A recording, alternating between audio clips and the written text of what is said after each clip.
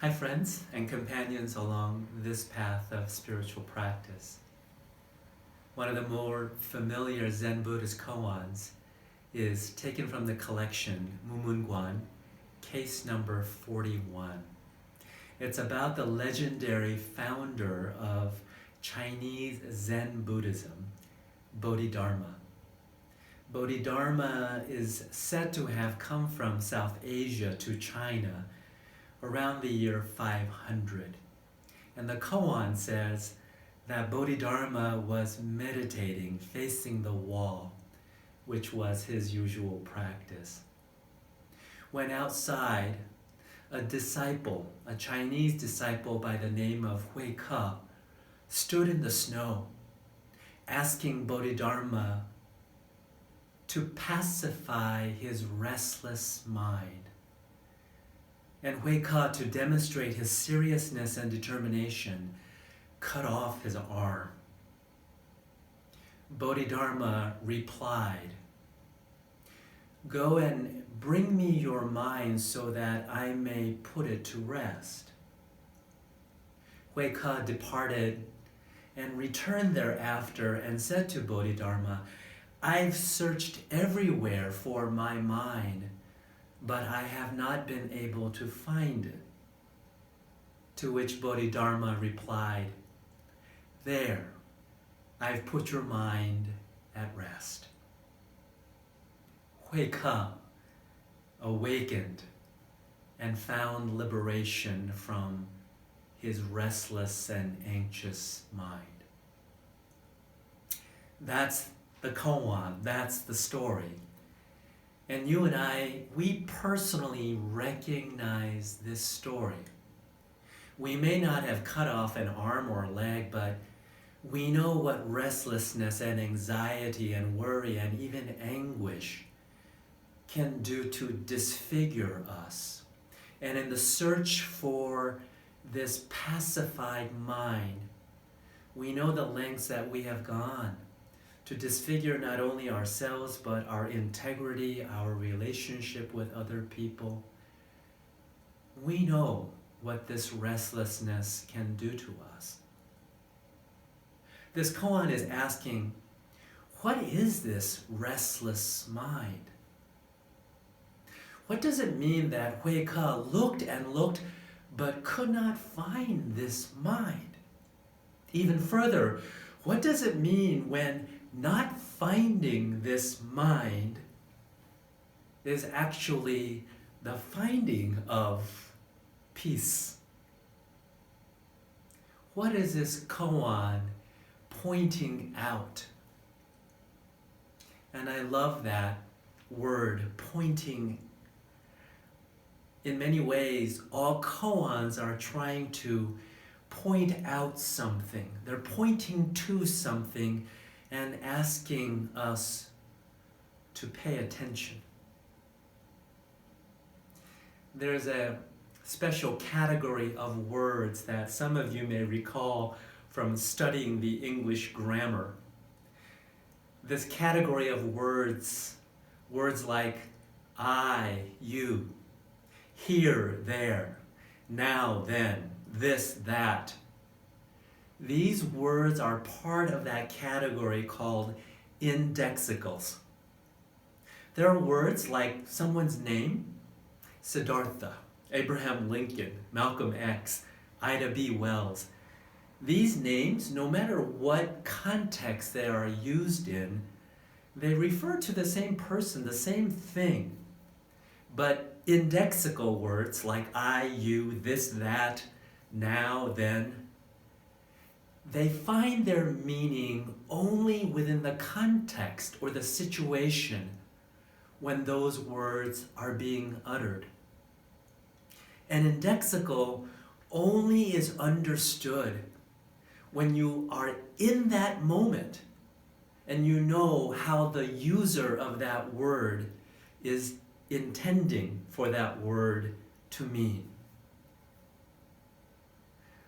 A Zen koan is an indexical. It is an index, it is an indicator, it is like our index finger that is pointing to something or pointing out something, but from within the context. The matter of spirituality, the matter of our existence, the matter of our lives is not something that can be finally pinpointed and put down on paper. These questions of meaning and value and identity are indexicals. They only mean something within that situation and context.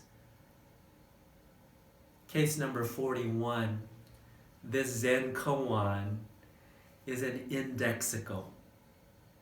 And while it might not be the same thing as an index finger pointing at something for us to read or see and then understand, in the realm of Buddhist meditation, there is something very equivalent to an index finger, and it's called attention.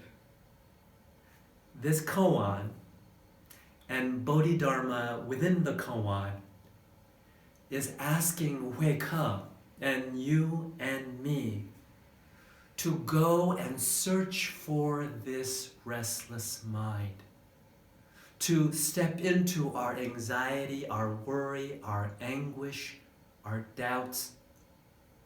Because whatever this mind is, it will only be found in the context, in the situation of actually stepping into our restlessness.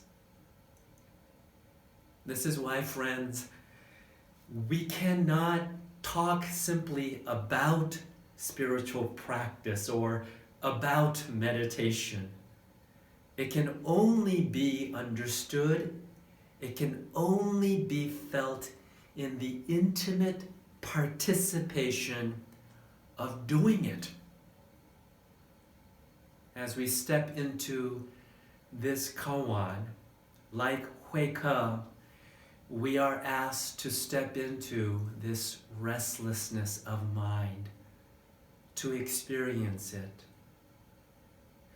And maybe by experiencing it, we may come to see, not by hearsay, but to know for ourselves, that the nature of mind is restlessness.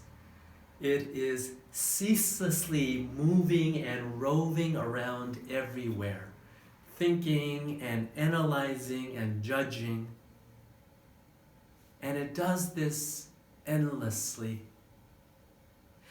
And as we experience this restlessness of our mind, what if we can learn to simply observe its acrobatics without having to identify with every single moment of its acrobatics?